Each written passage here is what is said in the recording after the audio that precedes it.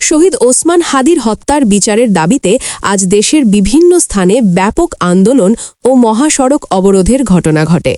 রাজধানী থেকে রাজশাহী, গাজীপুর, সিলেট, খুলনা, বরিশাল ও চট্টগ্রাম প্রায় সব এলাকায় ছাত্র জনতা ও সাধারণ মানুষ রাস্তায় নেমে দাঁড়ান। হত্যাকারীদের দ্রুত গ্রেফতার এবং দৃষ্টান্তমূলক বিচারের দাবি জানান। রাজশাহীতে তালাইমারি মোড়ে ছাত্র জনতা দড়ি, বেঞ্চ ও ইট দিয়ে সড়ক বন্ধ করে আন্দোলন শুরু করেন।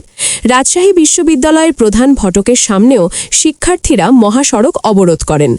তুমি কে আমি কে, হাদি হাদি, গোলামি না আজাদি, আজাদি আজাদি, এই স্লোগান দিয়ে তারা এক হয়ে চিৎকার করেন, যেন শুনতে হয় সারা দেশে।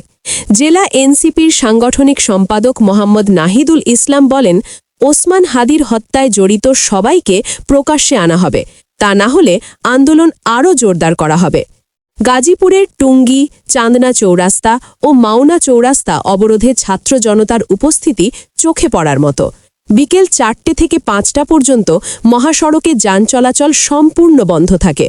সিলেটে চৌহাট্টা মোড়ে এবং মেহেরপুর প্রেস ক্লাবের সামনে আন্দোলনকারীরা অবস্থান নেন। অনশন কর্মসূচি পালনকারীরা জানান, দাবি আদায় না হওয়া পর্যন্ত তারা দিন-রাত আন্দোলন চালিয়ে যাবেন। নারায়ণগঞ্জে 1.5 ঘণ্টা ঢাকা-চট্টগ্রাম মহাসড়ক অবরোধ করে বিক্ষোভ করেন ছাত্র জনতা। খুলনায় জেলা প্রশাসকের কার্যালয়ের সামনে শতাধিক মানুষ অবস্থান নেন। বরিশালের নথুলাবাদ কেন্দ্রীয় বাস টার্মিনাল এলাকায়ও ঢাকা-বরিশাল মহাসড়ক বন্ধ হয়ে যায়। চট্টগ্রামের শাহ আমানত সেতু ও কর্ণফুলী উপজেলার বিভিন্ন স্থানে যান চলাচল বন্ধ থাকে।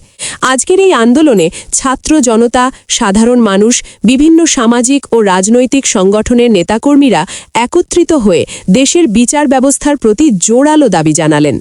তারা বললেন, ওসমান বিন হাদি আমাদের ভাই, তার হত্যাকারীদের ধরতে হবে এবং সবাইকে আইনের আওতায় আনা হবে।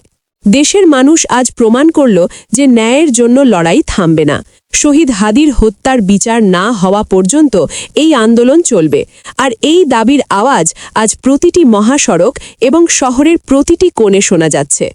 শহীদ ওসমান হাদি হত্যার বিচারের দাবিতে আজ দেশের বিভিন্ন স্থানে ব্যাপক আন্দোলন ও মহাসড়ক অবরোধের ঘটনা ঘটে।